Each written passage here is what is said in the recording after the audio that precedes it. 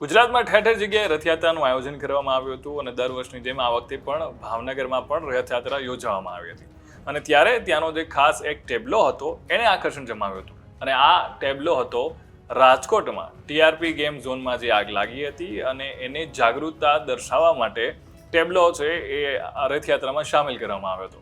પણ થયું એવું કે થોડી વાર પછી જેટલા પણ પોલીસ સ્ટાફ છે એમણે એ ટેબ્લોના જે પોસ્ટર હતા એને ફાડી નાખ્યા અને વિવાદ વકરતા જે બંને ટેબ્લો હતા તેને ત્યાંથી હટાવી દેવામાં આવ્યા, રથયાત્રામાંથી એમને બાતિલ કરવામાં આવ્યા. હવે આ બાબતે વિપક્ષના નેતા અને ગુજરાત કોંગ્રેસ પ્રદેશ પ્રમુખ શક્તિસિંહ ગોહિલે પ્રતિક્રિયા આપી છે. શું કહ્યું સાંભળી આ વિડીયોમાં.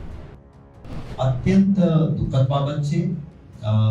એ ટેબ્લો જે મિત્રો બનાવે છે બિન રાજકીય મિત્રો છે.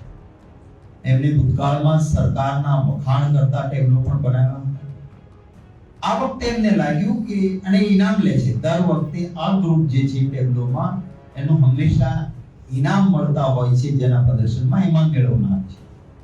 એમણે આયોજક હરુભાઈ ગોંડલિયાને પણ મેં એમની વાત જોઈ. એમને કહ્યું હરુબાબુને મેં પૂછ્યું કે અમે આ માનવતા માટે અને ભવિષ્યમાં લોકો જાગૃત થાય ને ધ્યાન રાખે આવું ચાલતું હોય તો બંધ કરાવે એના માટે આ ટેબ્લો બનાવીએ છીએ ને આયોજકે પણ બનાવ્યા પછી પોલીસ દ્વારા ધમકાવવામાં આવે, એના બોર્ડ ફાડીને ઉતારી નાખવામાં આવે અને નહીતર તારો ટ્રક બી અંદરથી બહાર કાઢી નાખવું કરવામાં આવે.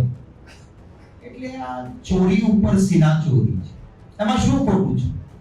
સરકારનું પાપ હતું, સરકારની ભૂલ હતી.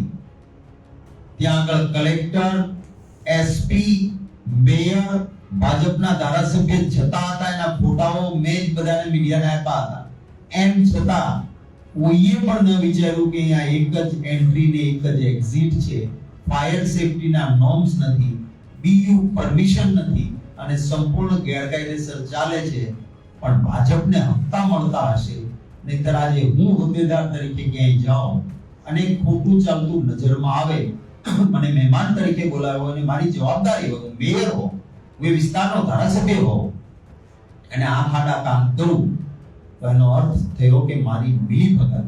આ વાત જે હકીકત છે એમ છતાં હજી એને બચાવવા માટે, હજી એને દબાવી રાખવા માટે આ જે પ્રયત્ન થયો છે હીન પ્રયત્ન છે અને હું એને સખત શબ્દોમાં વખોડું છું. ને જે અધિકારીઓએ આવું કર્યું હોય એની સામે સરકારે સખત પગલાં લેવા જોઈએ જો સરકારના પેટમાં પાપ ન હોય તો.